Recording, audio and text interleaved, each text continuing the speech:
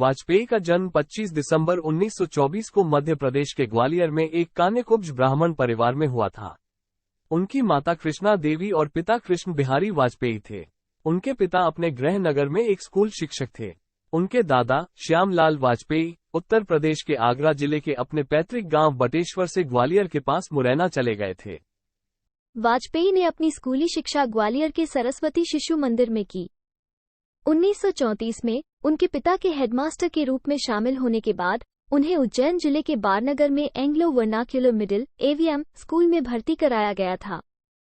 बाद में उन्होंने ग्वालियर के विक्टोरिया कॉलेज, आगरा विश्वविद्यालय, अब Maharani Laxmibai government college of excellence में दाखिला लिया, जहां उन्होंने हिंदी, अंग्रेजी और संस्कृत में कला स्नातक के साथ स्नातक की उपाधि प्राप्त की।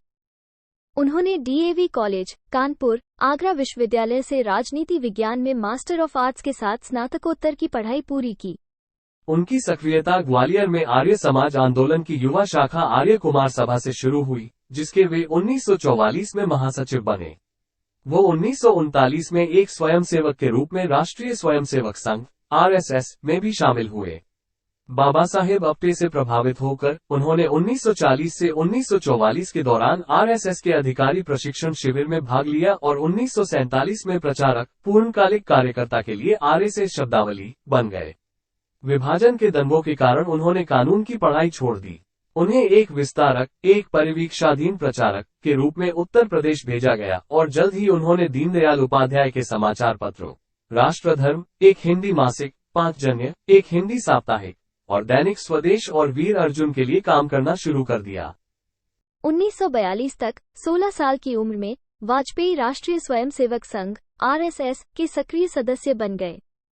हालांकि आरएसएस ने भारत छोड़ो आंदोलन में भाग नहीं लेने का फैसला किया था। अगस्त 1942 में भारत छोड़ो आंदोलन के दौरान वाजपेयी और उनके बड़े भाई प्रेम को 24 दिनों के लिए गिरफ्तार कर लिया गया था। उन्हें ये लिखित बयान देने के बाद रिहा कर दिया गया कि भीड़ का हिस्सा होने के बावजूद उन्होंने 27 अगस्त 1942 को बटेश्वर में उग्रवादी घटनाओं में भाग नहीं लिया था। अपने पूरे जीवनकाल में, जिसमें प्रधानमंत्री बनने के बाद भी शामिल है, वाजपेयी ने इस आरोप को गलत ठहराया है। भारत छोड़ो आंदोलन में भागीदारी को गलत अफवाह बताया गया। 1951 में आरएसएस से जुड़े एक हिंदू दक्षिणपंथी राजनीतिक दल नवगठित भारतीय जनसंघ के लिए काम करने के लिए वाजपेयी को आरएसएस द्वारा दीनदयाल उपाध्याय के साथ समर्थन दिया गया था। उन्हें दिल्ली स्थित उत्तरी क्षेत्र के प्रभारी पार्टी के राष्ट्रीय सचिव के रूप में नियुक्त किया गया था। वो जल्द ही पार्टी नेता श्यामा प्रसाद मुखर्जी के अनुयायी और सहयोगी बन गए। 1957 के भारतीय आम चुनाव में वाजपेयी ने भारतीय संसद के निचले सदन लोकसभा के लिए चुनाव लड़ा। वो मथुरा में राजा महेंद्र प्रताप से हार गए, लेकिन बलरामपुर से चुने गए। लोकसभा में उनके वक्तृत्व कौशल ने प्रधानमंत्री जवाहरलाल नेहरू को इतना प्रभावित किया कि उन्होंने भविष्यवाणी की कि वाजपेयी एक दिन भारत के प्रधानमंत्री बनेंगे।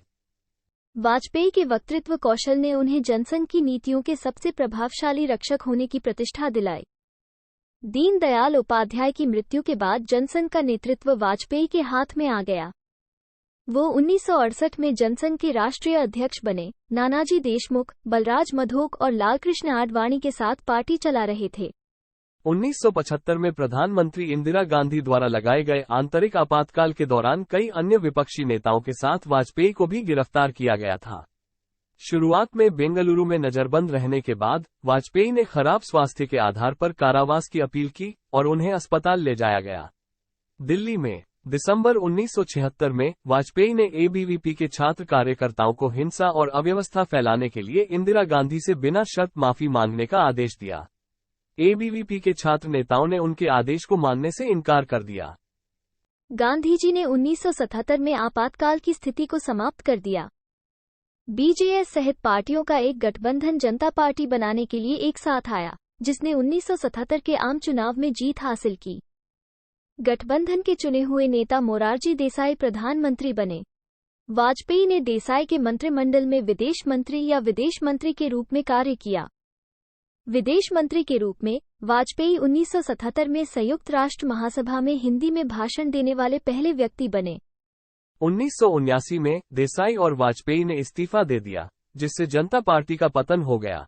भारतीय जनसंघ के पूर्व सदस्यों ने मिलकर 1980 में भारतीय जनता पार्टी (भाजपा) का गठन किया, जिसके पहले अध्यक्ष वाजपेयी थे।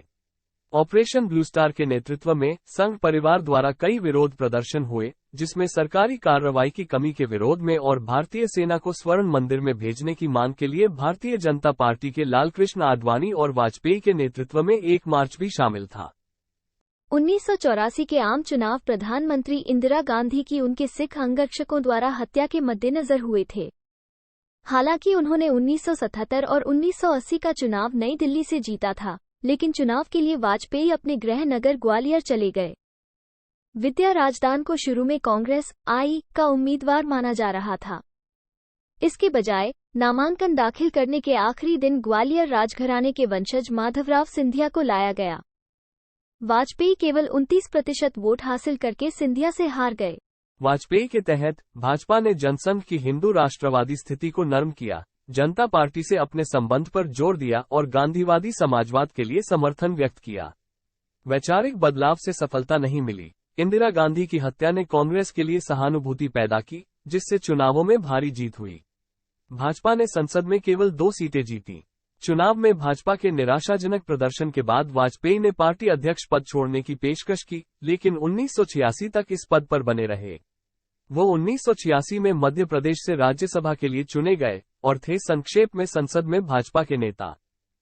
1986 में लालकृष्ण आडवाणी ने भाजपा के अध्यक्ष का पद संभाला। उनके नेतृत्व में भाजपा कट्टर हिंदू राष्ट्रवाद की नीति पर लौट आई। ये राम जन्मभूमि मंदिर आंदोलन की राजनीतिक आवाज बन गया, जिसने अयोध्या में हिंदू देवता राम को समर्पित एक मंदिर बनाने की मांग की। मंदिर उस स्थान पर बनाया जाएगा जिसे राम का जन्मस्थान माना जाता है। 16वीं शताब्दी की बाबरी मस्जिद नामक मस्जिद को ध्वस्त करने के बाद, जो तब वहां मौजूद थी। ये रणनीति भाजपा के लिए लाभदायक रही। 1989 के आम चुनाव में इसने लोकसभा में 86 सीटें जीती, जिससे वीपी सिंह की सरकार को इसका समर्थन महत्वपूर्ण हो गया। दिसंबर 1992 में भाजपा, राष्ट्रीय स्वयंसेवक संघ (आरएसएस) और विश्व हिंदू परिषद (वीएचपी) के सदस्यों के नेतृत्व में धार्मिक स्वयंसेवकों के एक समूह ने मस्जिद को तोड़ दिया। उन्होंने 1957 से 1962 तक बलरामपुर से विभिन्न कार्यकालों तक लोकसभा के संसद सदस्य के रूप में कार्य किया। उन्होंने 1967 से 1971 तक फिर से बलरामपुर से, फिर 1971 से 1977 तक ग्वालियर से और फिर 1977 से 1984 तक नई दिल्ली से सेवा की। अंततः उन्होंने 1991 से 2009 तक लखनऊ से सेवा की। नवंबर 1995 में मुंबई में भाजपा के एक सम्मेलन के दौरान भाजपा अध्यक्ष आडवाणी ने घोषणा की कि वाजपेयी आगामी चुनावों में पार्टी के प्रधानमंत्री पद के उम्मीदवार होंगे। बताया जाता है कि वाजपेयी स्वयं इस घोषणा से नाखुश थे। उन्होंने प्रतिक्रिया देते हुए कहा कि पार्टी को पहले चुनाव जीतने की जरूरत है। 1996 के आम चुनाव में भाजपा संसद में सबसे बड़ी पार्टी बन गई, जिसे बाबरी मस्जिद के विध्वंस के परिणामस्वरूप देश भर में धार्मिक ध्रुवीकरण से मदद मिली। भारतीय राष्ट्रपति शंकर दयाल शर्मा ने वाजपेयी को सरकार बनाने के लिए आमंत्रित किया। वाजपेयी ने भारत के 10वें प्रधानमंत्री के रूप में शपथ ली, लेकिन भाजपा लोकसभा के सदस्यों के बीच बहुमत जुटाने में विफल रही।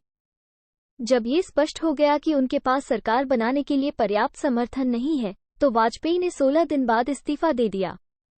इस छोटी अवधि में उन्होंने उपभोक्ता मामले, खाद्य और सार्वजनिक वितरण मंत्रालय भी बनाया और प्रशासित किया। 1996 और 1998 के बीच 2 संयुक्त मोर्चा सरकारों के पतन के बाद लोकसभा भंग कर दी गई और नए चुनाव हुए। 1998 के आम चुनावों ने फिर से भाजपा को दूसरों से आगे कर दिया। राष्ट्रीय जनतांत्रिक गठबंधन (एनडीए) बनाने के लिए कई राजनीतिक दल भाजपा में शामिल हुए और वाजपेयी ने प्रधानमंत्री के रूप में शपथ ली।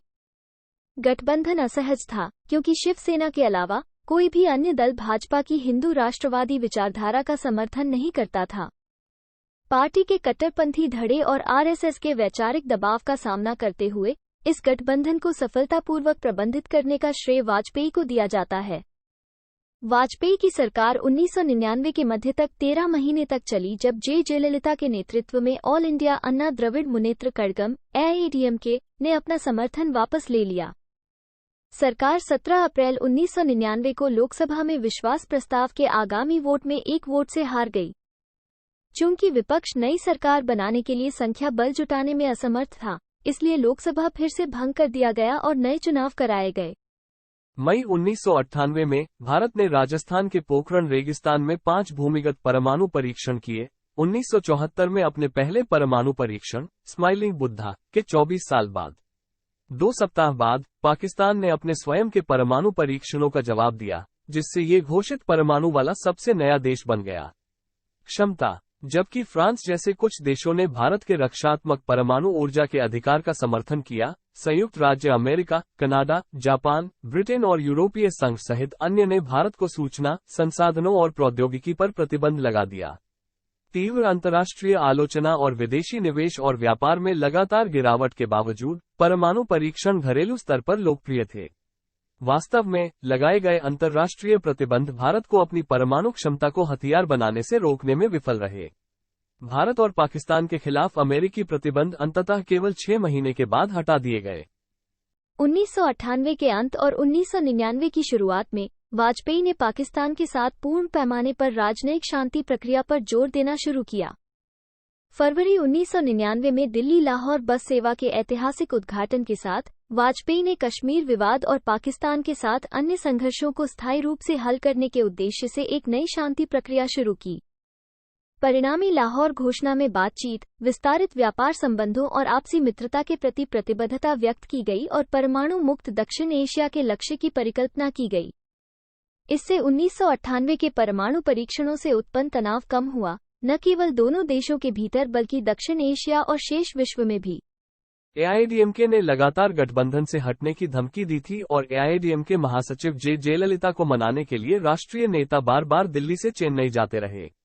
हालांकि मई 1999 में अन्नाद्रमुक ने राजग पर लगाम लगा दी और अक्टूबर 1999 में होने वाले नए चुनावों के लंबित रहने तक वाजपेयी प्रशासन को कार्यवाहक का दर्जा दे दिया गया।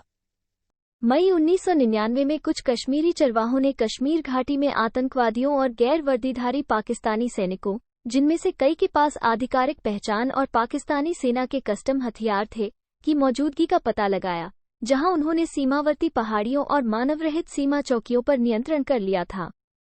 घुसपैठ कारगिल शहर के आसपास केंद्रित थी, लेकिन इसमें बटालिक और अखनूर सेक्टर और सियाचिन ग्लेशियर में तोपखाने का आदान प्रदान भी शामिल था। भारतीय सेना ने ऑपरेशन विजय के साथ जवाब दिया, जो 26 मई 1999 को शुरू किया गया था। इसमें भारतीय सेना को भारी तोपखाने की गोलाबारी के बीच और अत्यधिक ठंडे मौसम, बर्फ और ऊंचाई पर खतरनाक इलाके का सामना करते हुए हजारों आतंकवादियों और सैनिकों से लड़ते हुए देखा गया था। 3 महीने तक चले कारगिल युद्ध में 500 से अधिक भारतीय सैनिक मारे गए और अनुमान है कि लगभग 600 या 4000 बीच पाकिस्तानी आतंकवादी और सैनिक भी मारे गए। भारत ने पाकिस्तानी उग्रवादियों और नॉर्दर्न लाइट इन्फेंट्री के सैनिकों को पीछे धकेल दिया। लगभग 70% क्षेत्र पर भारत ने पुनः कब्जा कर लिया। वाजपेयी ने अमेरिकी राष्ट्रपति बिल क्लिंटन को एक गुप्त पत्र भेजा कि यदि पाकिस्तानी घुसपैठिए भारतीय क्षेत्र से नहीं हटे, तो हम उन्हें किसी न किसी तरह से बाहर निकाल देंगे, जिसका अर्थ है कि उन्होंने रेखा पार करने से इनकार नहीं किया। नियंत्रण एलओसी का या परमाणु हथियारों का उपयोग था। पाकिस्तान को भारी नुकसान झेलने के बाद और संयुक्त राज्य अमेरिका और चीन दोनों ने घुसपैठ की निंदा करने या भारत को अपने सैन्य अभियानों को रोकने की धमकी देने से इनकार कर दिया। जनरल परवेज मुशर्रफ अड़ियल हो गए और नवाज शरीफ ने शेष आतंकवादियों को रुकने और एलओसी के साथ पदों पर वापस जाने के लिए कहा। उग्रवादी शरीफ के आदेशों को मानने को तैयार नहीं थे, लेकिन एनएलआई सैनिक पीछे हट गए। पाकिस्तान द्वारा वापसी की घोषणा के बाद भी जारी झड़पों में भारतीय सेना द्वारा उग्रवादियों को मार दिया गया या उन्हें पीछे हटने के लिए मजबूर होना पड़ा। 1999 के आम चुनाव कारगिल ऑपरेशन के बाद हुए थे। भाजपा के नेतृत्व वाले एनडीए ने लोकसभा की 543 सीटों में से 303 सीटें जीतकर आरामदायक और स्थिर बहुमत हासिल किया। 13 अक्टूबर 1999 को वाजपेयी ने तीसरी बार भारत के प्रधानमंत्री के रूप में शपथ ली। दिसंबर 1999 में एक राष्ट्रीय संकट उभरा, जब काठमांडू से नई दिल्ली जा रही इंडियन एयरलाइंस की उड़ान IC 814 को 5 आतंकवादियों ने अपहरण कर लिया और तालिबान शासित अफगानिस्तान में ले जाया गया। अपहर्ताओं ने मसूद अजहर जैसे कुछ आतंकवादियों को जेल से रिहा करने सहित कई मांगे की। दबाव में सरकार को अंततः झुकना पड़ा। उस समय विदेश मंत्री जसवंत सिंह आतंकवादियों के साथ अफगानिस्तान गए और उन्हें यात्रियों के बदले में ले गए। मार्च 2000 में संयुक्त राज्य अमेरिका के राष्ट्रपति बिल क्लिंटन ने भारत की राजकीय यात्रा की। 1978 में राष्ट्रपति जिमी कार्टर की यात्रा के बाद 22 वर्षों में ये किसी अमेरिकी राष्ट्रपति की भारत की पहली राजकीय यात्रा थी। राष्ट्रपति क्लिंटन की यात्रा को दोनों देशों के बीच संबंधों में एक महत्वपूर्ण मील का पत्थर माना गया। वाजपेयी और क्लिंटन के बीच द्विपक्षीय, क्षेत्रीय और अंतर्राष्ट्रीय विकास पर व्यापक चर्चा हुई। इस यात्रा से भारत और संयुक्त राज्य अमेरिका के बीच व्यापार और आर्थिक संबंधों में विस्तार हुआ। यात्रा के दौरान भारत अमेरिका संबंधों की भावी दिशा पर एक विजन दस्तावेज पर हस्ताक्षर किए गए। घरेलू स्तर पर भाजपा के नेतृत्व वाली सरकार आरएसएस से प्रभावित थी, लेकिन गठबंधन के समर्थन पर निर्भरता के कारण भाजपा के लिए अयोध्या में राम जन्मभूमि मंदिर के निर्माण, अनुच्छेद 370 को निरस्त करने जैसी चीजों को आगे बढ़ाना असंभव था, जिसने विशेष दर्जा दिया था। कश्मीर राज्य या सभी धर्मों के अनुयायियों पर लागू एक समान नागरिक संहिता लागू करना। 17 जनवरी 2000 को आरएसएस और कुछ भाजपा कट्टरपंथियों द्वारा वाजपेयी के शासन पर असंतोष के कारण भाजपा के पूर्ववर्ती जनसंघ को फिर से शुरू करने की धमकी देने की खबरें आईं। जनसंघ के पूर्व अध्यक्ष बलराज मधोक ने तत्कालीन आरएसएस प्रमुख राजेंद्र सिंह को समर्थन के लिए पत्र लिखा था। हालांकि भाजपा पर आधिकारिक राज्य शिक्षा पाठ्यक्रम और तंत्र का भगवाकरण करने का आरोप लगाया गया था। भगवा आरएसएस के राष्ट्रीय ध्वज का रंग और हिंदू राष्ट्रवाद आंदोलन का प्रतीक है। गृह मंत्री लालकृष्ण आडवाणी और मानव संसाधन विकास मंत्री, जिसे अब शिक्षा मंत्री कहा जाता है, मुरली मनोहर जोशी को 1992 के बाबरी मस्जिद विध्वंस मामले में कार्यकर्ताओं की भीड़ को उकसाने के लिए दोषी ठहराया गया था। मस्जिद विध्वंस से एक दिन पहले अपने विवादास्पद भाषण के कारण वाजपेयी स्वयं सार्वजनिक जांच के घेरे में आ गए। ये वर्ष प्रशासन में अंदरूनी कलह और सरकार की दिशा को लेकर भ्रम से भरे रहे। वाजपेयी का कमजोर होता स्वास्थ्य भी सार्वजनिक रुचि का विषय था और अपने पैरों पर तीव्र दबाव से राहत पाने के लिए उन्होंने मुंबई के ब्रीच कैंडी अस्पताल में घुटने की एक बड़ी सर्जरी कराई। मार्च 2001 में तहलका समूह ने ऑपरेशन वेस्ट एंड नाम से एक स्टिंग ऑपरेशन वीडियो जारी किया, जिसमें भाजपा अध्यक्ष बंगारू लक्ष्मण, वरिष्ठ सेना अधिकारियों और एनडीए सदस्यों को एजेंटों और व्यापारियों के रूप में पत्रकारों से रिश्वत लेते दिखाया गया। कारगिल में मारे गए सैनिकों के लिए ताबूतों की खराब आपूर्ति से जुड़े बराक मिसाइल घोटाले और एक जांच आयोग के निष्कर्षों के बाद की सरकार कारगिल आक्रमण को रोक सकती थी। रक्षा मंत्री जॉर्ज फर्नांडीज को इस्तीफा देने के लिए मजबूर होना पड़ा। वाजपेयी ने पाकिस्तान के साथ बातचीत शुरू की और पाकिस्तानी राष्ट्रपति परवेज मुशर्रफ को संयुक्त शिखर सम्मेलन के लिए आगरा आमंत्रित किया। राष्ट्रपति मुशर्रफ को भारत में कारगिल युद्ध का प्रमुख सूत्रधार माना जाता था। उन्हें पाकिस्तान के राष्ट्रपति के रूप में स्वीकार करके वाजपेयी ने कारगिल युद्ध को पीछे छोड़कर आगे बढ़ने का फैसला किया। लेकिन 3 दिनों की बहुत धूमधाम के बाद, जिसमें मुशर्रफ का दिल्ली में अपने जन्मस्थान का दौरा भी शामिल था, शिखर सम्मेलन कोई सफलता हासिल करने में विफल रहा क्योंकि राष्ट्रपति मुशर्रफ ने कश्मीर के मुद्दे को छोड़ने से इनकार कर दिया। 13 दिसंबर 2001 को फर्जी आईडी वाले नकाबपोश, हथियारबंद लोगों के एक समूह ने दिल्ली में संसद भवन पर धावा बोल दिया। आतंकवादी कई सुरक्षा गार्डों को मारने में कामयाब रहे, लेकिन इमारत को तुरंत बंद कर दिया गया और सुरक्षा बलों ने उन लोगों को घेर लिया और मार डाला जो बाद में पाकिस्तान के नागरिक साबित हुए। वाजपेयी ने भारतीय सैनिकों को युद्ध के लिए जुटने का आदेश दिया, जिसके परिणामस्वरूप अनुमानित 500,000 से 750,000 भारतीय सैनिक भारत और पाकिस्तान के बीच अंतर्राष्ट्रीय सीमा पर तैनात हो गए। पाकिस्तान ने सीमा पर अपने सैनिक तैनात करके जवाब दिया। मई 2002 में कश्मीर में सेना की छावनी पर एक आतंकवादी हमले ने स्थिति को और अधिक खराब कर दिया। चूंकि 2 परमाणु सक्षम देशों के बीच युद्ध का खतरा और इसके परिणामस्वरूप परमाणु आदान प्रदान की संभावना बड़ी हो गई थी, अंतर्राष्ट्रीय राजनयिक मध्यस्थता ने स्थिति को शांत करने पर ध्यान केंद्रित किया। अक्टूबर 2002 में भारत और पाकिस्तान दोनों ने घोषणा की कि वे सीमा से अपने सैनिकों को हटा लेंगे। वाजपेयी प्रशासन 2002 में आतंकवाद निरोधक अधिनियम लेकर आया। इस अधिनियम का उद्देश्य संदिग्धों के खिलाफ जांच और कार्रवाई करने के लिए सरकारी अधिकारियों की शक्तियों को मजबूत करके आतंकवादी खतरों को रोकना था। कानून के दुरुपयोग की आशंकाओं के बीच इसे संसद के संयुक्त सत्र में पारित किया गया। फरवरी 2002 में अयोध्या से गुजरात लौट रहे हिंदू तीर्थयात्रियों से भरी एक ट्रेन गोधरा शहर में रुकी। हिंदू कार्यकर्ताओं और मुस्लिम निवासियों के बीच हाथापाई हुई और ट्रेन में आग लगा दी गई, जिससे 59 लोगों की मौत हो गई। पीड़ितों के जले हुए शवों को अहमदाबाद शहर में सार्वजनिक रूप से प्रदर्शित किया गया और विश्व हिंदू परिषद ने गुजरात में राज्यव्यापी हड़ताल का आह्वान किया। इन निर्णयों ने मुस्लिम विरोधी भावनाओं को भड़काया। मौतों के लिए मुसलमानों को दोषी ठहराते हुए उग्र हिंदू भीड़ ने हजारों मुस्लिम पुरुषों और महिलाओं की हत्या कर दी, मुस्लिम घरों और पूजा स्थलों को नष्ट कर दिया। ये हिंसा 2 महीने से अधिक समय तक चली और 1000 से अधिक लोग मारे गए। गुजरात में भाजपा सरकार का शासन था और नरेंद्र मोदी मुख्यमंत्री थे। स्थिति से ठीक से नहीं निपटने के लिए राज्य सरकार की आलोचना की गई। इस पर हिंसा को रोकने के लिए बहुत कम प्रयास करने और यहां तक कि इसे प्रोत्साहित करने में शामिल होने का आरोप लगाया गया। कथित तौर पर वाजपेयी मोदी को हटाना चाहते थे, लेकिन अंततः पार्टी के सदस्यों ने उन्हें उनके खिलाफ कार्रवाई न करने के लिए मना लिया। उन्होंने गुजरात की यात्रा की, गोधरा और सबसे हिंसक दंगों के स्थल अहमदाबाद का दौरा किया। उन्होंने पीड़ितों के लिए वित्तीय सहायता की घोषणा की और हिंसा को समाप्त करने का आग्रह किया। हालांकि उन्होंने हिंसा की निंदा की, उन्होंने सार्वजनिक रूप से सीधे तौर पर मोदी को दंडित नहीं किया।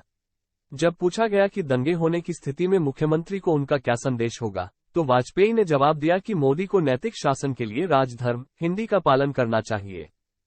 अप्रैल 2002 में गोवा में भाजपा की राष्ट्रीय कार्यकारिणी की बैठक में वाजपेयी के भाषण ने अपनी सामग्री के लिए विवाद पैदा कर दिया, जिसमें उनका ये कहना शामिल था, मुसलमान कहीं भी रहें, वे दूसरों के साथ सहअस्तित्व में रहना पसंद नहीं करते हैं। प्रधानमंत्री कार्यालय ने कहा कि इन टिप्पणियों को संदर्भ से बाहर कर दिया गया है। वाजपेयी पर हिंसा को रोकने के लिए कुछ नहीं करने का आरोप लगाया गया और बाद में घटनाओं से निपटने में गलतियों को स्वीकार किया। भारत के तत्कालीन राष्ट्रपति के.आर. नारायणन ने भी हिंसा को रोकने में विफल रहने के लिए वाजपेयी सरकार को दोषी ठहराया। 2004 के आम चुनावों में भाजपा की हार के बाद वाजपेयी ने स्वीकार किया कि मोदी को न हटाना एक गलती थी। 2002 के अंत और 2003 में सरकार ने आर्थिक सुधारों को आगे बढ़ाया। देश की सकल घरेलू उत्पाद की वृद्धि 2003 से 2007 तक हर साल 7% से अधिक हो गई, 3 साल तक 5% से कम वृद्धि के बाद। बढ़ते विदेशी निवेश, सार्वजनिक और औद्योगिक बुनियादी ढांचे का आधुनिकीकरण, नौकरियों का सृजन, बढ़ते उच्च तकनीक और आईटी उद्योग और शहरी आधुनिकीकरण और विस्तार ने देश की अंतर्राष्ट्रीय छवि में सुधार किया है। अच्छी फसल की पैदावार और मजबूत औद्योगिक विस्तार से भी अर्थव्यवस्था को मदद मिली। मई 2003 में उन्होंने संसद के सामने घोषणा की कि वह पाकिस्तान के साथ शांति हासिल करने के लिए एक आखिरी प्रयास करेंगे। ये घोषणा 2001 में भारतीय संसद पर हुए हमले के बाद 16 महीने की अवधि के लिए समाप्त हुई, जिसके दौरान भारत ने पाकिस्तान के साथ राजनयिक संबंध तोड़ दिए थे। हालांकि राजनयिक संबंधों में तुरंत सुधार नहीं हुआ, लेकिन उच्चस्तरीय अधिकारियों ने यात्राओं का आदान प्रदान किया और सैन्य गतिरोध समाप्त हो गया। पाकिस्तानी राष्ट्रपति और पाकिस्तानी राजनेताओं, नागरिक और धार्मिक नेताओं ने इस पहल की सराहना की, जैसा कि संयुक्त राज्य अमेरिका, यूरोप और दुनिया भर के नेताओं ने किया। जुलाई 2003 में प्रधानमंत्री वाजपेयी ने चीन का दौरा किया और विभिन्न चीनी नेताओं से मुलाकात की। उन्होंने तिब्बत को चीन के हिस्से के रूप में मान्यता दी, जिसका चीनी नेतृत्व ने स्वागत किया और अगले वर्ष सिक्किम को भारत के हिस्से के रूप में मान्यता दी। अगले वर्षों में चीन भारत संबंधों में काफी सुधार हुआ। वाजपेयी सरकार ने कई घरेलू आर्थिक और ढांचागत सुधार पेश किए, जिनमें निजी क्षेत्र और विदेशी निवेश को प्रोत्साहित करना, सरकारी बर्बादी को कम करना, अनुसंधान और विकास को प्रोत्साहित करना और कुछ सरकारी स्वामित्व वाले निगमों का निजीकरण शामिल था। वाजपेयी की परियोजनाओं में राष्ट्रीय राजमार्ग विकास परियोजना और प्रधानमंत्री ग्राम सड़क योजना शामिल थीं। 2001 में वाजपेयी सरकार ने सर्व शिक्षा अभियान शुरू किया, जिसका उद्देश्य प्राथमिक और माध्यमिक विद्यालयों में शिक्षा की गुणवत्ता में सुधार करना था। 2003 में समाचार रिपोर्टों से पता चला कि भाजपा के भीतर वाजपेयी और उप प्रधानमंत्री लालकृष्ण आडवाणी के बीच नेतृत्व साझा करने को लेकर खींचतान थी। भाजपा अध्यक्ष वेंकैया नायडू ने सुझाव दिया था कि 2004 के आम चुनावों में आडवाणी को राजनीतिक रूप से पार्टी का नेतृत्व करना चाहिए। उन्होंने वाजपेयी को विकास पुरुष, हिंदी को विकास पुरुष और आडवाणी को लौह पुरुष कहा था। जब बाद में वाजपेयी ने सेवानिवृत्ति की धमकी दी, तो नायडू पीछे हट गए और उन्होंने घोषणा की कि पार्टी वाजपेयी और आडवाणी के दोहरे नेतृत्व में चुनाव लड़ेगी। 2004 के आम चुनाव के बाद एनडीए को सत्ता बरकरार रखने की व्यापक उम्मीद थी। इसने आर्थिक विकास और पाकिस्तान के साथ वाजपेयी की शांति पहल का लाभ उठाने की उम्मीद में तय समय से 6 महीने पहले चुनावों की घोषणा की। 13वीं लोकसभा अपना कार्यकाल पूरा होने से पहले ही भंग कर दी गई थी। भाजपा को कथित फील गुड फैक्टर और राजस्थान, मध्य प्रदेश और छत्तीसगढ़ के विधानसभा चुनावों में भाजपा की हालिया सफलताओं को भुनाने की उम्मीद थी। इंडिया शाइनिंग अभियान के तहत इसने सरकार के तहत देश की आर्थिक वृद्धि की घोषणा करते हुए विज्ञापन जारी किए। हालांकि भाजपा 543 सीटों वाली संसद में केवल 138 सीटें ही जीत सकी और कई प्रमुख कैबिनेट मंत्री हार गए। एनडीए गठबंधन ने 185 सीटें जीती। सोनिया गांधी के नेतृत्व में भारतीय राष्ट्रीय कांग्रेस चुनाव में 145 सीटें जीतकर सबसे बड़ी पार्टी बनकर उभरी। कांग्रेस और उसके सहयोगियों ने, जिसमें कई छोटे दल शामिल थे, संयुक्त प्रगतिशील गठबंधन का गठन किया, जिसके पास संसद में 220 सीटें थीं। वाजपेयी ने प्रधानमंत्री पद से इस्तीफा दे दिया। यूपीए ने कम्युनिस्ट पार्टियों के बाहरी समर्थन से अगली सरकार बनाई और मनमोहन सिंह प्रधानमंत्री बने। दिसंबर 2005 में वाजपेयी ने सक्रिय राजनीति से संन्यास लेने की घोषणा करते हुए घोषणा की कि वो अगला आम चुनाव नहीं लड़ेंगे। मुंबई के शिवाजी पार्क में भाजपा की रजत जयंती रैली में एक प्रसिद्ध बयान में वाजपेयी ने घोषणा की कि अब से लाल कृष्ण आडवाणी और प्रमोद महाजन भाजपा के राम लक्ष्मण, हिंदुओं द्वारा बहुत सम्मानित और पूजे जाने वाले 2 धर्मात्मा भाई होंगे। राज्यसभा में एक भाषण के दौरान पूर्व प्रधानमंत्री मनमोहन सिंह द्वारा वाजपेयी को भारतीय राजनीति के भीष्म पितामह के रूप में संदर्भित किया गया था, जो हिंदू महाकाव्य महाभारत के उस चरित्र का संदर्भ था जिसका 2 युद्धरत पक्षों द्वारा सम्मान किया जाता था। 6 फरवरी 2009 को सीने में संक्रमण और बुखार के कारण वाजपेयी को अखिल भारतीय आयुर्विज्ञान संस्थान, दिल्ली एम्स में अस्पताल में भर्ती कराया गया था। उनकी हालत बिगड़ने पर उन्हें वेंटिलेटर सपोर्ट पर रखा गया था, लेकिन अंततः वो ठीक हो गए और बाद में उन्हें छुट्टी दे दी गई। अपने खराब स्वास्थ्य के कारण 2009 के आम चुनाव के अभियान में भाग लेने में असमर्थ होने पर उन्होंने एक पत्र लिखकर मतदाताओं से भाजपा का समर्थन करने का आग्रह किया। उनके शिष्य लालजी टंडन उस चुनाव में लखनऊ सीट बरकरार रखने में सफल रहे, भले ही एनडीए को पूरे देश में चुनावी हार का सामना करना पड़ा। यह अनुमान लगाया गया कि उत्तर प्रदेश में अन्य जगहों पर भाजपा के खराब प्रदर्शन के विपरीत वाजपेयी की गैर पक्षपातपूर्ण अपील ने लखनऊ में लालजी की सफलता में योगदान दिया। वाजपेयी जीवन भर कुंवारे रहे। उन्होंने लंबे समय से मित्र राजकुमारी कौल और उनके पति बीएन कौल की बेटी नमिता भट्टाचार्य को अपने बच्चे के रूप में गोद लिया और उनका पालन पोषण किया। उनका दत्तक परिवार उनके साथ रहता था। मांस और शराब से परहेज करने वाले शुद्धतावादी ब्राह्मणों के विपरीत वाजपेयी को विस्की और मांस का शौकीन माना जाता था। वो हिंदी में लिखने वाले एक प्रसिद्ध कवि थे। उनकी प्रकाशित रचनाओं में कैदी कविराज की कुंडलियां 1975 से 1977 के आपातकाल के दौरान लिखी गई कविताओं का संग्रह और अमर आग शामिल हैं। अपनी कविता के संबंध में उन्होंने लिखा, मेरी कविता युद्ध की घोषणा है, पराजय के लिए उत्साह नहीं। ये पराजित सैनिक की निराशा का धोल नहीं है, बल्कि लड़ने वाले योद्धा की जीतने की इच्छा है। ये हताश आवाज नहीं है निराशा का, लेकिन विजय का प्रेरक नारा। 2009 में वाजपेयी को दौरा पड़ा, जिससे उनकी वाणी खराब हो गई। उनका स्वास्थ्य चिंता का एक प्रमुख स्रोत रहा है। रिपोर्टों में कहा गया है कि वो व्हीलचेयर पर निर्भर थे और लोगों को पहचानने में असफल रहे। उन्हें मनोभ्रंश और दीर्घकालिक मधुमेह भी था। कई वर्षों तक उन्होंने किसी भी सार्वजनिक कार्यक्रम में भाग नहीं लिया और अखिल भारतीय आयुर्विज्ञान संस्थान में चेकअप को छोड़कर शायद ही कभी घर से बाहर निकले। 11 जून 2018 को किडनी में संक्रमण के बाद गंभीर हालत में वाजपेयी को एम्स में भर्ती कराया गया था। 16 अगस्त 2018 को शाम 5:05 बजे 93 वर्ष की आयु में उन्हें आधिकारिक तौर पर मृत घोषित कर दिया गया।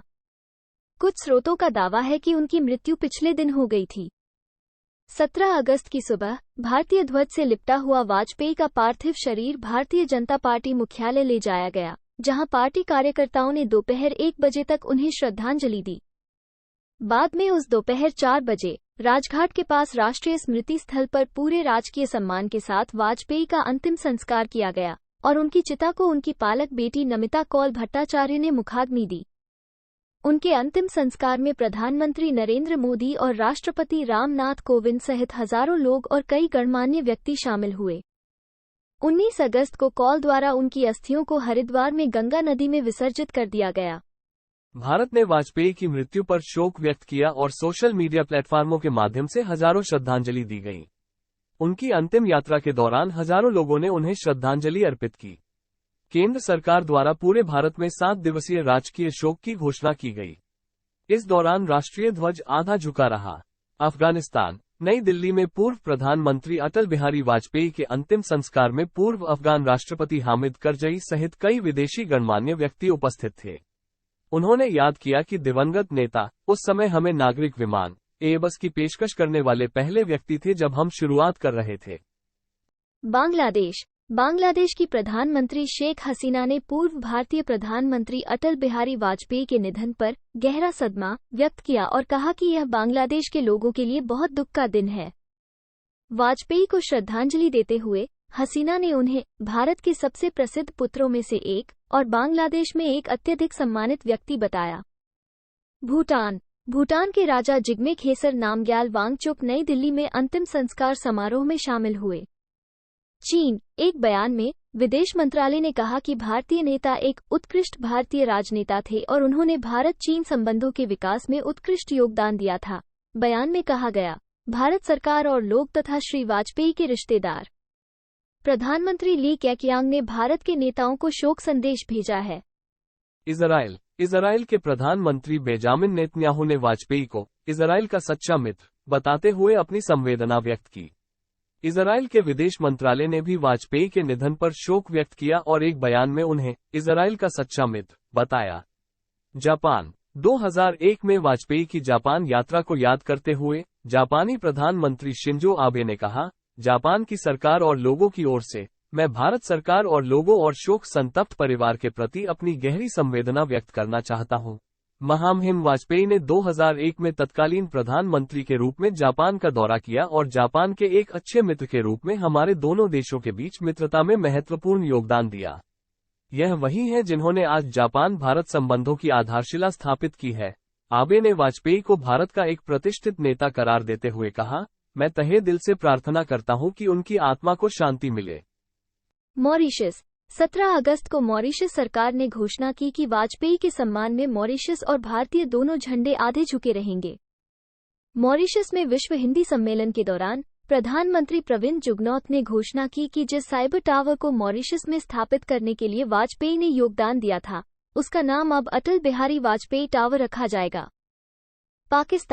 पाकिस्तान के अंतरिम कानून और सूचना मंत्री सैयद अली जफर ने विदेश मंत्री सुषमा स्वराज से मुलाकात की और पूर्व प्रधानमंत्री अटल बिहारी वाजपेयी के निधन पर पाकिस्तान की ओर से शोक व्यक्त किया। जफर उन विदेशी गणमान्य व्यक्तियों में शामिल थे जो नई दिल्ली में वाजपेयी के अंतिम संस्कार में शामिल हुए थे। पाकिस्तान के पूर्व राष्ट्रपति परवेज मुशर्रफ ने पूर्व प्रधानमंत्री अटल बिहारी वाजपेयी के निधन पर शोक व्यक्त करते हुए उन्हें एक महान व्यक्ति बताया। उन्होंने कहा कि वाजपेयी का निधन भारत और पाकिस्तान दोनों के लिए बहुत बड़ी क्षति है। रूस के राष्ट्रपति व्लादिमीर पुतिन ने वाजपेयी के निधन पर राष्ट्रपति रामनाथ कोविंद और प्रधानमंत्री नरेंद्र मोदी को शोक संदेश भेजा। पुतिन ने पूर्व प्रधानमंत्री को उत्कृष्ट राजनेता करार दिया। अटल बिहारी वाजपेयी को दुनिया भर में बहुत सम्मान मिला। उन्हें एक ऐसे राजनेता के रूप में याद किया जाएगा जिन्होंने हमारे देशों के बीच मैत्रीपूर्ण संबंधों और विशेषाधिकार प्राप्त रणनीतिक साझेदारी में एक बड़ा व्यक्तिगत योगदान दिया। रूस के राष्ट्रपति ने सच्ची सहानुभूति और समर्थन के शब्द व्यक्त किए। मृतक का परिवार, सरकार और भारत के लोग संदेश पढ़ा। श्रीलंका, विभिन्न श्रीलंकाई नेताओं ने 3 बार के प्रधानमंत्री को समृद्ध श्रद्धांजलि अर्पित की और उन्हें श्रीलंका का मित्र बताया। एक ट्वीट में राष्ट्रपति मैत्रीपाला सिरिसेना ने कहा, आज हमने एक महान मानवतावादी और श्रीलंका के एक सच्चे मित्र को खो दिया है। भारत के पूर्व प्रधानमंत्री अटल बिहारी वाजपेयी एक दूरदर्शी नेता और लोकतंत्र के प्रबल रक्षक थे। उनके परिवार और उनके प्रति मेरी संवेदनाएं। दुनिया भर में उनके लाखों प्रशंसक हैं। विपक्ष के नेता आर संपंथन ने कहा कि भारत ने अपने सबसे सम्मानित बुद्धिजीवियों और राजनेताओं में से एक को खो दिया है। उन्होंने विनम्रता और ईमानदारी के साथ महान भारत देश की सेवा की और दुनिया भर के लाखों लोगों ने उन्हें बहुत प्यार और सम्मान दिया। 3 बार के पूर्व प्रधानमंत्री वाजपेयी भी एक असाधारण वक्ता और हास्य की महान भावना वाले नेता हैं। भारतीय संसद के भीतर और बाहर उनके भाषणों को हमेशा याद किया जाएगा। उन्होंने श्रीलंका के तमिल लोगों की ओर से अपनी संवेदना व्यक्त करते हुए एक बयान में कहा, संयुक्त राज्य अमेरिका, अमेरिकी विदेश मंत्री माइकल पोम्पियो ने कहा कि वाजपेयी ने पहले ही पहचान लिया था कि अमेरिका भारत साझेदारी दुनिया की आर्थिक समृद्धि और सुरक्षा में योगदान देगी और दोनों लोकतंत्रों को उनके दृष्टिकोण से लाभ मिलता रहेगा। पोम्पियो ने कल एक बयान में कहा, संयुक्त राज्य अमेरिका के लोगों की ओर से मैं पूर्व प्रधानमंत्री अटल बिहारी वाजपेयी के हाल ही में निधन पर भारत के लोगों के प्रति अपनी हार्दिक संवेदना व्यक्त करता हूं। उन्होंने 2000 में कांग्रेस में वाजपेयी के संबोधन को याद किया, जब उन्होंने अमेरिका भारत संबंधों को साझा प्रयासों की स्वाभाविक साझेदारी के रूप में वर्णित किया था। पोम्पियो ने कहा, आज हमारे दोनों देशों और हमारे द्विपक्षीय संबंधों को प्रधानमंत्री वाजपेयी के दृष्टिकोण से लाभ मिल रहा है, जिससे विस्तारित सहयोग को बढ़ावा देने में मदद मिली। उन्होंने कहा कि अमेरिकी लोग भारत के लोगों के साथ खड़े हैं, क्योंकि हम प्रधानमंत्री वाजपेयी के निधन पर शोक मना रहे हैं। वाजपेयी ने हिंदी कविता और गद्य दोनों में कई रचनाएं लिखी।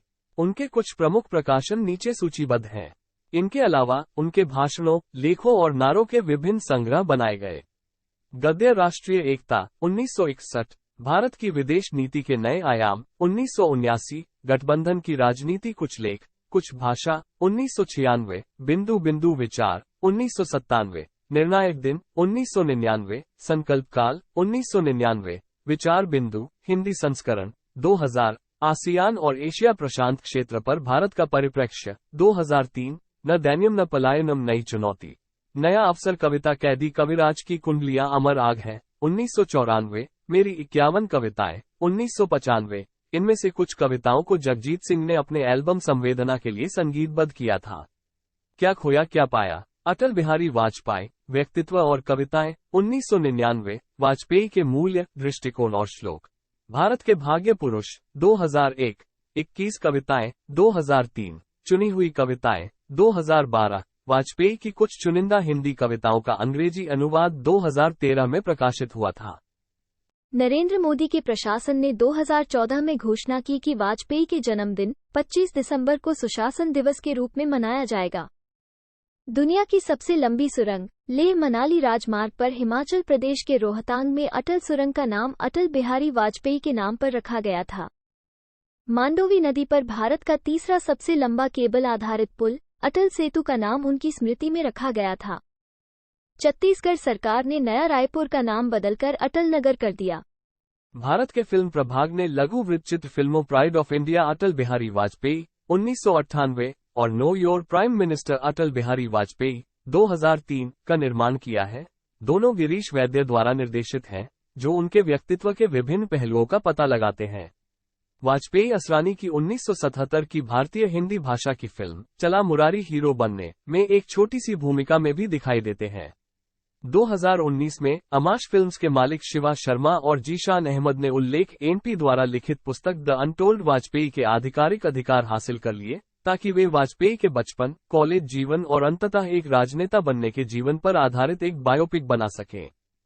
आपकी अदालत, एक भारतीय टॉक शो जो इंडिया टीवी पर प्रसारित होता है, में 1999 के चुनावों से ठीक पहले वाजपेयी का एक साक्षात्कार दिखाया गया था।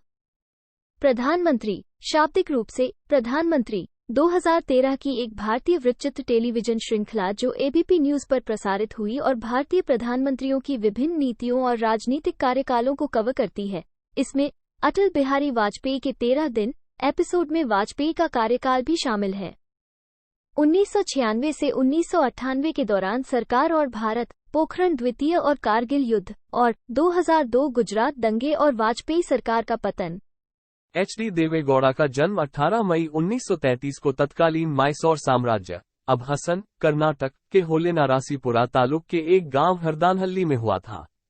उनके पिता दोड्डे गौड़ा धान किसान थे और मां देवम्मा एक गृहिणी थीं। गौड़ा ने 1950 के दशक की शुरुआत में एलवी पॉलिटेक्निक, हसन से सिविल इंजीनियरिंग में डिप्लोमा हासिल किया। गौड़ा 1953 में भारतीय राष्ट्रीय कांग्रेस पार्टी में शामिल हुए और 1962 तक सदस्य बने रहे। उस अवधि के दौरान वो होलेनारासीपुरा की अंजने सहकारी समिति के अध्यक्ष थे और बाद में होलेनारासीपुरा के तालुक विकास बोर्ड के सदस्य बने। 1962 में गौड़ा एक स्वतंत्र उम्मीदवार के रूप में होलेनारासीपुरा निर्वाचन क्षेत्र से कर्नाटक विधानसभा के लिए चुने गए। बाद में वो 1962 से 1989 तक लगातार 6 बार उसी निर्वाचन क्षेत्र से विधानसभा के लिए चुने गए।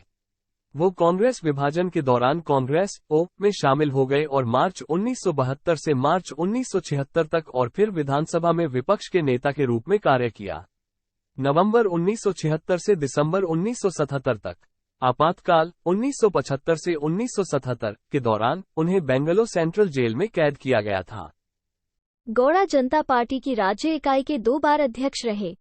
वो 1978, 1983 और 1985 में जनता पार्टी के टिकट पर होलेनरासीपुर विधानसभा क्षेत्र से जीतते रहे।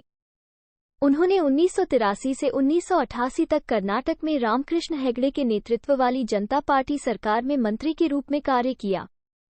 जब वीपी सिंह जनता दल में शामिल हुए तो सुब्रमण्यम स्वामी ने इसका गठन किया। जनता पार्टी जयाप्रकाश गुट और देवेगौड़ा जनता पार्टी जेपी के कर्नाटक अध्यक्ष बनने के लिए उनके साथ शामिल हो गए, लेकिन वो 1989 में होलेनरासीपुर से हार गए और जल्द ही बाद में जनता दल में फिर से शामिल हो गए। वो 1994 में जनता दल की राज्य इकाई के अध्यक्ष बने और 1994 के राज्य विधानसभा चुनावों में पार्टी की जीत के पीछे प्रेरक शक्ति थे। वो रामानगर से चुने गए और दिसंबर में कर्नाटक के 14वें मुख्यमंत्री के रूप में शपथ ली। जनवरी 1995 में गौड़ा ने स्विट्जरलैंड का दौरा किया और अंतर्राष्ट्रीय अर्थशास्त्रियों के फोरम में भाग लिया। उनके सिंगापुर दौरे से राज्य में विदेशी निवेश आया। 1996 के आम चुनावों में पीवी नरसिम्हा राव के नेतृत्व वाली कांग्रेस पार्टी निर्णायक रूप से हार गई, लेकिन किसी अन्य पार्टी ने सरकार बनाने के लिए पर्याप्त सीटें नहीं जीती।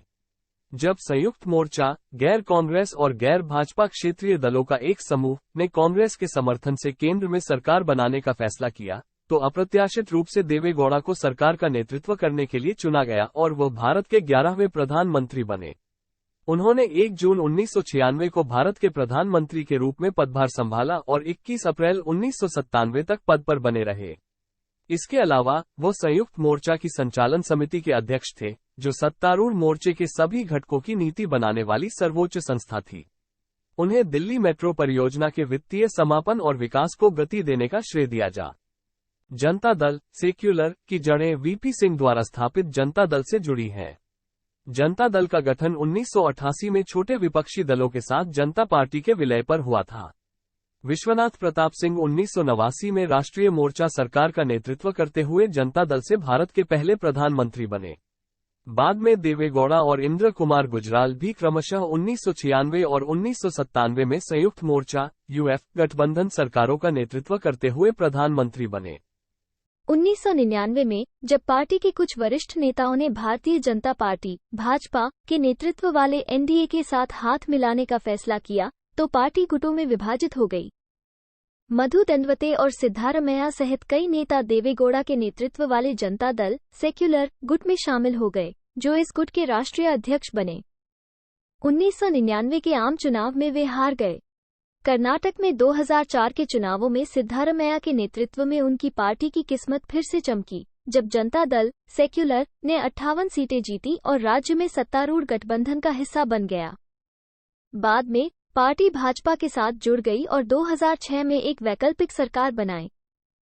उनके बेटे एचडी कुमारस्वामी ने 20 महीने तक राज्य में भाजपा जद-एस गठबंधन सरकार का नेतृत्व किया। 2008 के राज्य चुनावों में पार्टी ने खराब प्रदर्शन किया और केवल 28 सीटें जीती, लेकिन ये दक्षिण कर्नाटक में एक महत्वपूर्ण ताकत बनी रही। देवेगौड़ा ने सिद्धारमैया और सीएम इब्राहिम को जेडीएस पार्टी से निष्कासित कर दिया, क्योंकि सिद्धारमैया ने अहिंसा आंदोलन का नेतृत्व किया था, कर्नाटक में अल्पसंख्यक, पिछड़े और दलित लोगों का प्रतिनिधित्व करना। बाद में सिद्धारमैया और सीएम इब्राहिम दोनों भारतीय राष्ट्रीय कांग्रेस में शामिल हो गए, जिसने 2013 का विधानसभा चुनाव जीता। सिद्धारमैया को 2013 में कर्नाटक राज्य के मुख्यमंत्री के रूप में चुना गया था। 2008 में जेडीएस ने प्रारंभिक बातचीत के अनुसार बीएस येदियुरप्पा के सीएम रहते हुए बीजेपी को सत्ता हस्तांतरित नहीं की। इससे 2008 के विधानसभा चुनाव में जेडीएस को बड़ा झटका लगा। जेडीएस को 2004 के विधानसभा चुनाव में 58 सीटों की तुलना में केवल 28 सीटें मिली। चूंकि बीएस येदियुरप्पा कर्नाटक राज्य के सबसे बड़े लिंगायत समुदाय से हैं, इसलिए जेडीएस में लिंगायत समुदाय के कई नेताओं जैसे एमपी प्रकाश ने पार्टी छोड़ दी। बीएस येदियुरप्पा को 2008 में कर्नाटक राज्य के मुख्यमंत्री के रूप में चुना गया था। देवेगौड़ा ने बीएस येदियुरप्पा, जो उस समय कर्नाटक के मुख्यमंत्री थे, के साथ दुर्व्यवहार किया था। इस घटना को भारतीय राजनीति में नया निम्न स्तर कहा गया। बाद में गौड़ा ने कर्नाटक के मुख्यमंत्री पर अपशब्द कहने के लिए माफी मांगी। देवेगौड़ा ने 2019 का आम चुनाव कर्नाटक के तुमकुर लोकसभा क्षेत्र से जीएस बसवराज के खिलाफ लड़ा था। तुमकुर निर्वाचन क्षेत्र के भाजपा उम्मीदवार जीएस बसवराज ने देवेगौड़ा के खिलाफ 13,339 मतों के अंतर से जीत हासिल की। जीएस बसवराज को 5,96,127 वोट मिले, जबकि देवेगौड़ा को 5,82,788 वोट मिले। उन्होंने 1954 में चेन्नम्मा से शादी की। उनके 6 बच्चे हैं, 4 बेटे, जिनमें राजनेता एच.डी. रेवन्ना और एच.डी. कुमारस्वामी, जो कर्नाटक के पूर्व मुख्यमंत्री हैं, और 2 बेटियां शामिल हैं। एक भारतीय राजनीतिज्ञ हैं, जिन्होंने 1 जून 1996 से 21 अप्रैल 1997 तक 11वें प्रधानमंत्री, वो पहले 14वें मुख्यमंत्री थे। वो वर्तमान में कर्नाटक का प्रतिनिधित्व करने वाले राज्यसभा में संसद सदस्य। वो जनता दल सेक्युलर पार्टी के राष्ट्रीय अध्यक्ष हैं। एक किसान परिवार में जन्मे, वह भारतीय राष्ट्रीय कांग्रेस पार्टी में शामिल हुए और 1962 तक सदस्य बने रहे। आपातकाल वो 1994 में जनता दल की राज्य इकाई के अध्यक्ष बने। कर्नाटक में पार्टी की जीत में प्रेरक शक्ति माना गया। उन्होंने 1994 से 1996 तक 8वें मुख्यमंत्री। 1996 के आम चुनावों किसी भी पार्टी ने सरकार बनाने के लिए पर्याप्त सीटें नहीं जीती। जब गठबंधन संयुक्त मोर्चा ने कांग्रेस के समर्थन से केंद्र सरकार बनाई, तो अप्रत्याशित रूप से देवेगौड़ा को सरकार का नेतृत्व करने के लिए चुना गया और उन्हें प्रधानमंत्री चुना गया। प्रधानमंत्री के रूप में अपने कार्यकाल के दौरान उन्होंने कुछ समय के लिए गृह मंत्री के रूप में भी कार्य किया। उनका प्रधानमंत्रित्व कार्यकाल 1 वर्ष से भी कम समय तक चला। अपने प्रधानमंत्रित्व कार्यकाल के बाद वो हसन लोकसभा क्षेत्र से संसद सदस्य के रूप में 15वीं और 16वीं लोकसभा वो तुमकुरू से लोकसभा चुनाव, लेकिन तब से राज्यसभा के लिए चुने गए हैं। इंद्र कुमार गुजराल का जन्म 4 दिसंबर 1919 को एक पंजाबी हिंदू खत्री परिवार में हुआ था। ब्रिटिश भारत में अविभाजित पंजाब के झेलम जिले के सोहावा तहसील के परी दरवेजा गांव में अवतार नारायण और पुष्पा गुजराल के घर, वर्तमान पंजाब, पाकिस्तान में। उन्होंने पंजाब विश्वविद्यालय से संबद्ध DAV college, Hailey college of commerce और फॉर्मन क्रिश्चियन कॉलेज, लाहौर से पढ़ाई की। वो ऑल इंडिया स्टूडेंट्स फेडरेशन के सदस्य थे। उन्होंने भारतीय स्वतंत्रता आंदोलन में भी भाग लिया और 1942 में भारत छोड़ो आंदोलन के दौरान जेल गए। एक छात्र के रूप में वो भारतीय कम्युनिस्ट पार्टी के सदस्य बन गए। उनकी 2 बहनें भी हैं, उमानंदा और सुनीता जज। 26 मई 1945 को इंद्र कुमार गुजराल ने शीला गुजराल से शादी की। 24 जनवरी 1924 से 11 जुलाई 2011 और उनके 2 बेटे हैं, नरेश गुजराल, जन्म 19 मई 1948, जो राज्यसभा सांसद हैं, और विशाल गुजराल। आईके गुजराल के छोटे भाई सतीश गुजराल विश्व प्रसिद्ध चित्रकार और मूर्तिकार थे। गुजराल के शौक में कविता शामिल थी। वो उर्दू बोलते थे और उनकी मृत्यु के बाद मौलाना आजाद नेशनल उर्दू यूनिवर्सिटी, एक संस्थान जहां वे चांसलर के पद पर थे, ने उन्हें इस भाषा के प्रेमी के रूप में सम्मानित किया। उनकी पत्नी शीला गुजराल, जो एक प्रशंसित कवियत्री थी, का बीमारी के बाद 11 जुलाई 2011 को निधन हो गया। दंपति के 2 बेटे थे, नरेश, जो राज्यसभा में शिरोमणि अकाली दल के सांसद हैं, और विशाल। दंपति की 2 पोतियां और एक पोता भी है। गुजराल 1958 में नई दिल्ली नगरपालिका समिति के उपाध्यक्ष बने और 1964 में कांग्रेस पार्टी (आईएनसी) में शामिल हो गए। वो इंदिरा गांधी के करीबी थे और अप्रैल 1964 में राज्यसभा के सदस्य बने। जून 1975 के आपातकाल के दौरान गुजराल सूचना और प्रसारण मंत्री थे, जहां वह भारत में सेंसरशिप के समय मीडिया के प्रभारी थे और दूरदर्शन के प्रभारी थे। 1976 तक सेवा करने के लिए उन्हें फिर से राज्यसभा के लिए चुना गया। उन्होंने जल संसाधन मंत्री के रूप में भी कार्य किया। बाद में गुजराल को इंदिरा गांधी द्वारा सोवियत संघ में भारत का राजदूत नियुक्त किया गया और मोरारजी देसाई और चरण सिंह के कार्यकाल के दौरान वह इस पद पर रहे। ऐसी अफवाह थी कि मीडिया सेंसरशिप को लेकर प्रधानमंत्री के बेटे संजय गांधी के साथ टकराव के कारण उन्हें मंत्रालय से बाहर कर दिया गया था और उनकी जगह विद्या चरण शुक्ल को नियुक्त किया गया था, जिनके पास कोई नहीं था। इस मामले पर पार्टी लाइनों का पालन करने में परेशानी होती है। फिर उन्हें योजना मंत्रालय में स्थानांतरित कर दिया गया।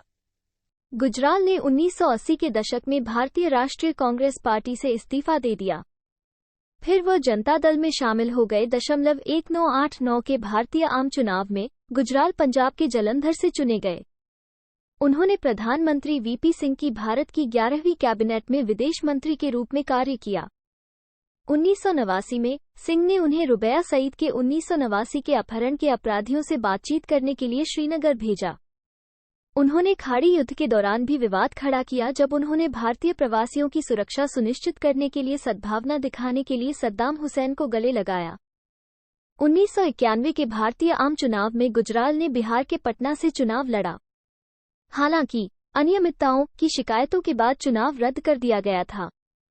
1992 में गुजराल को लालू प्रसाद यादव की मदद से राज्यसभा के लिए चुना गया। 1996 के चुनाव के बाद जब एच.डी. देवेगौड़ा के नेतृत्व में संयुक्त मोर्चा सरकार बनी तो गुजराल को फिर से विदेश मंत्री नामित किया गया। इस कार्यकाल के दौरान उन्होंने गुजराल सिद्धांत विकसित किया, जिसने भारत के पड़ोसियों के साथ बेहतर संबंधों पर जोर दिया, और जब वे प्रधानमंत्री बने तो इसे परिष्कृत किया गया। उन्होंने कई अन्य विभागों, संचार और संसदीय कार्य, सूचना और प्रसारण कार्य और आवास और योजना के केंद्रीय मंत्री या राज्य मंत्री के रूप में भी कार्य किया। भारतीय राष्ट्रीय कांग्रेस पार्टी संयुक्त मोर्चा सरकार को बाहर से समर्थन दे रही थी, लेकिन मौजूदा प्रधानमंत्री को बदलने की अपनी इच्छा का हवाला देते हुए उसने समर्थन वापस लेने का फैसला किया। इसके कारण अप्रैल 1997 में सरकार गिर गई।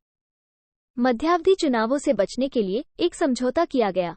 कांग्रेस एक नए नेता के तहत एक और संयुक्त मोर्चा सरकार का समर्थन करने के लिए सहमत हुई, बशर्ते कि उसकी चिंताएं जैसे कि लेने से पहले परामर्श न किया गया हो, महत्वपूर्ण निर्णयों और हाशिए पर रखे जाने पर चर्चा की गई। संयुक्त मोर्चे ने गुजराल को अपना नया नेता चुना और उन्होंने 21 अप्रैल 1997 को प्रधानमंत्री के रूप में शपथ ली। गुजराल अन्य लोगों के बीच सर्वसम्मति के उम्मीदवार के रूप में प्रधानमंत्री बने, जिनमें लालू प्रसाद यादव, मुलायम सिंह यादव शामिल थे। उनकी सरकार को कांग्रेस द्वारा बाहर से समर्थन प्राप्त था। उनके कार्यकाल के शुरुआती हफ्तों में केंद्रीय जांच ब्यूरो ने चारा घोटाले से संबंधित भ्रष्टाचार के मामले में राज्य के मुख्यमंत्री लालू प्रसाद यादव पर मुकदमा चलाने के लिए बिहार के राज्यपाल A.R. किदवई से अनुमति मांगी। किदवई ने मंजूरी दे दी। यहां तक कि कानूनी विद्वानों ने भी कहा कि यादव अभियोजन से बच नहीं सकते। इसके बाद संयुक्त मोर्चा के भीतर और बाहर दोनों तरफ से यादव के इस्तीफे की मांग उठने लगी। संयुक्त मोर्चा और तेलुगु देशम पार्टी के नेता चंद्रबाबू नायडू और भारतीय कम्युनिस्ट पार्टी मार्क्सवादी के महासचिव हरकिशन सिंह सुरजीत ने यादव के खिलाफ कार्रवाई और अन्य राजद सदस्यों के इस्तीफे का आह्वान किया, जबकि यही बात जद सदस्य शरद यादव, एच.डी. देवेगौड़ा और रामविलास पासवान ने भी कही, जिन्होंने आरोपी राजद सदस्यों कांति सिंह, रघुवंश प्रसाद सिंह और कैप्टन जय नारायण निषाद को बर्खास्त करने की मांग की। हालांकि कांग्रेस अध्यक्ष सीताराम केसरी ने यादव के इस्तीफे की छोटी मोटी पेशकश की, लेकिन यादव ने गुजराल को उनका समर्थन पाने के लिए बिहार के किसी भी लोकसभा क्षेत्र से चुनाव लड़ने की पेशकश की। हालांकि कांग्रेस अध्यक्ष सीताराम केसरी ने यादव के इस्तीफे की छोटी मोटी पेशकश की, लेकिन यादव ने गुजराल को उनका समर्थन पाने के लिए बिहार के किसी भी लोकसभा क्षेत्र से चुनाव लड़ने की पेशकश की। हालांकि गुजराल इस मामले पर चुप थे, लेकिन बाद में विवादास्पद रूप से सीबीआई निदेशक जोगिंदर सिंह को स्थानांतरित कर दिया गया, जो यादव के खिलाफ मामले की जांच कर रहे थे, और उनकी जगह आर.सी. शर्मा को नियुक्त किया गया, जिन्होंने कहा कि गुजराल सीधे तौर पर सीबीआई को नियंत्रित करेंगे और यह गति कई सनसनीखेज मामलों की जांच में अब निश्चित तौर पर ढील दी जाएगी। हालांकि 1997 में अपना खुद का राष्ट्रीय जनता दल बनाने से पहले यादव को जेडी नेता शरद यादव ने पार्टी से निष्कासित कर दिया था। उनकी सरकार का एक और विवादास्पद निर्णय 1997 में उत्तर प्रदेश में राष्ट्रपति शासन की सिफारिश थी। कल्याण सिंह के नेतृत्व वाली भारतीय जनता पार्टी भाजपा की उत्तर प्रदेश सरकार ने विधानसभा में हिंसा और अनियंत्रित दृश्यों के बाद विश्वास मत मांगा। हालांकि राष्ट्रपति KR नारायणन ने सिफारिश पर हस्ताक्षर करने से इनकार कर दिया और इसे पुनर्विचार के लिए सरकार के पास वापस भेज दिया। इलाहाबाद उच्च न्यायालय ने भी उत्तर प्रदेश में राष्ट्रपति शासन के विरुद्ध निर्णय दिया। उन्होंने व्यापक परीक्षण प्रतिबंध संधि पर हस्ताक्षर करने का भी विरोध किया। 28 अगस्त 1997 को जैन आयोग की रिपोर्ट सरकार को सौंपी गई और 16 नवंबर को लीक हो गई। आयोग ने राजीव गांधी की हत्या के साजिश पहलुओं की जांच की थी और कथित तौर पर गांधी की हत्या में आरोपी तमिल आतंकवादियों का मौन समर्थन करने के लिए द्रविड़ मुनेत्र कड़गम डीएमके और नरसिम्हा राव सरकार की आलोचना की थी। द्रमुक केंद्र में सत्तारूढ़ गठबंधन का हिस्सा थी और केंद्रीय मंत्रिमंडल में उसके मंत्री थे। कांग्रेस ने सबसे पहले रिपोर्ट को संसद के पटल पर रखने की मांग की, जिसे गुजराल ने अस्वीकार कर दिया, क्योंकि उन्हें डर था कि द्रमुक और तमिल मनीला कांग्रेस के बीच लड़ाई से द्रमुक को सरकार से हटना पड़ेगा। बाद में गुजराल ने फैसले के बारे में सीताराम केशरी को सूचित करने के बाद रिपोर्ट का अध्ययन करने के लिए एक संयुक्त संसदीय समिति का गठन किया, जिसे केशरी ने स्वीकार कर लिया। कांग्रेस संसदीय दल के नेता शरद पवार ने कहा कि वे रिपोर्ट में शामिल किसी भी व्यक्ति से इस्तीफा मांगेंगे। गुजराल ने सरकार को नवीनतम जानकारी देने के लिए बुलाया और कहा कि वो द्रमुक का समर्थन करते हैं। द्रमुक के उद्योग मंत्री मुरासोली मारन ने कहा, हम संयुक्त मोर्चा का हिस्सा हैं। हम एक साथ खड़े होंगे और एक साथ गिरेंगे। मुझे इसका 100% भरोसा है। अगर संयुक्त मोर्चा को तोड़ना इतना आसान होता तो इसे कहा जाता बिखरा हुआ मोर्चा। सत्ता की चंद रोटियों के लिए कोई भी अपने साथियों को नहीं छोड़ेगा। हमारे पास पद छोड़ने का कोई कारण नहीं है। रिपोर्ट पुनर्चक्रित समाचारों से भरी है। इसमें चौंकाने वाली कोई बात नहीं है। हर कोई पहले से ही जानता है कि रिपोर्ट क्या कह रही है। उम्मीद है कि मद्रास की एक अदालत 28 जनवरी को हत्या के एक आपराधिक मामले पर अपना फैसला सुनाएगी। तब तक हमें ये जानने के लिए इंतजार करना चाहिए कि इस कायरतापूर्ण कृत्य में कौन शामिल था। तब तक ये सब दुष्प्रचार है। हालांकि तमिल मनीला कांग्रेस ने डीएमके से, जो तमिलनाडु में गठबंधन सरकार में थी, अपने द्वारा किए जाने वाले सभी कार्यों को साझा करने का आह्वान किया। रिपोर्ट 20 नवंबर 1997 को पेश की गई थी। उसी दिन संसद में गुस्से का माहौल था, क्योंकि तब कांग्रेस ने डीएमके को कैबिनेट से हटाने का आह्वान किया था और ऐसा होने तक किसी भी संसदीय बहस में भाग लेने से इनकार कर दिया था। इसके बाद स्पीकर पीए संगमा ने सदन स्थगित कर दिया। कांग्रेस ने अंततः 28 नवंबर को उनकी सरकार से समर्थन वापस ले लिया, जब गुजराल ने केसरी को एक पत्र भेजा जिसमें कहा गया कि वो किसी भी डीएमके नेता को बर्खास्त नहीं करेंगे। वापसी के बाद गुजराल ने इस्तीफा दे दिया और राष्ट्रपति के आर नारायणन को एक पत्र भेजा जिसमें लिखा था, मेरी सरकार ने अपना बहुमत खो दिया है और नैतिक आधार पर पद पर बने रहना नहीं चाहती, लेकिन संसद को भंग करने का आह्वान नहीं किया। राष्ट्रपति ने इस्तीफा स्वीकार कर लिया, लेकिन गुजराल को अंतरिम पद पर बने रहने के लिए कहा। कांग्रेस महासचिव ऑस्कर फर्नांडीज ने तब कहा, सभी धर्मनिरपेक्ष दलों का उस सरकार को समर्थन देने के लिए स्वागत है जिसका प्रयास कांग्रेस करेगी। संयुक्त मोर्चा के नेता चंद्रबाबू नायडू को सभी घटकों का समर्थन मिला। उन्होंने कहा कि वे न तो कांग्रेस और न ही भारतीय जनता पार्टी का समर्थन करेंगे। जैसा कि टीएमसी ने कहा, वे केंद्र में यूपी जैसी स्थिति नहीं होने देंगे। इसी तरह भाजपा नेता एम वेंकैया नायडू ने कहा कि पार्टी नई सरकार बनाने के कांग्रेस के प्रयासों को दबा देगी। इसके बाद राष्ट्रपति ने 4 दिसंबर को संसद को भंग कर दिया, जिससे तत्काल चुनाव शुरू हो गया। इंदिरा गांधी जनवरी 1966 से मार्च 1969 और एच.डी. देवेगौड़ा जून 1996 से अप्रैल 1997 के बाद गुजराल राज्यसभा से आने वाले तीसरे प्रधानमंत्री थे। उनके बाद मनमोहन सिंह मई 2004 से मई 2014 आए। एक प्रधानमंत्री के रूप में गुजराल की शुक्रवार की सुबह आम जनता से मिलने के लिए आरक्षित करने की प्रथा थी। गुजराल सिद्धांत भारत के निकटतम पड़ोसियों, विशेष रूप से पाकिस्तान के साथ विदेशी संबंधों के संचालन का मार्गदर्शन करने के लिए 5 सिद्धांतों का एक समूह है, जैसा कि गुजराल ने बताया था। इस सिद्धांत को बाद में पत्रकार भवानी सेन गुप्ता ने अपने लेख इंटरनेशनल अफेयर्स में 21वीं सदी में भारत में कहा था। ये सिद्धांत है, जैसा कि उन्होंने सितंबर 1996 में चैथमर हाउस में स्थापित किया था, जिसे बाद में उन्होंने भंडार Nike centre for international studies में दोहराया। संयुक्त मोर्चा सरकार की पड़ोस नीति अब 5 बुनियादी सिद्धांतों पर आधारित है। पहला, नेपाल, बांग्लादेश, भूटान, मालदीव और श्रीलंका जैसे पड़ोसियों के साथ भारत पारस्परिकता की मांग नहीं करता है, बल्कि अच्छे विश्वास और विश्वास के साथ वो सब कुछ देता है जो वह कर सकता है। दूसरे, कोई भी दक्षिण एशियाई देश अपने क्षेत्र का इस्तेमाल क्षेत्र के किसी अन्य देश के हितों के खिलाफ नहीं होने देगा। तीसरा, कोई भी किसी दूसरे के आंतरिक मामलों में हस्तक्षेप नहीं करेगा। चौथा, सभी दक्षिण एशियाई देशों को एक दूसरे की क्षेत्रीय अखंडता और संप्रभुता का सम्मान करना चाहिए। और अंततः वे अपने सभी विवादों को शांतिपूर्ण द्विपक्षीय वार्ता के माध्यम से सुलझा लेंगे। मुझे यकीन है कि ये 5 सिद्धांत ईमानदारी से देखे जाने पर भारत और पाकिस्तान के बीच तनावपूर्ण संबंधों सहित दक्षिण एशिया के क्षेत्रीय संबंधों को एक मैत्रीपूर्ण सहयोगात्मक ढांचे में बदल देंगे। उन्होंने सिद्धांत की अपनी आत्मकथा में लिखा, गुजराल सिद्धांत के पीछे तर्क ये था कि चूंकि हमें उत्तर और पश्चिम में 2 शत्रुतापूर्ण पड़ोसियों का सामना करना पड़ा, इसलिए हमें अन्य सभी निकटतम पड़ोसियों के साथ पूर्ण शांति रखनी होगी। क्षेत्र में पाकिस्तान और चीन के प्रभाव को नियंत्रित करें।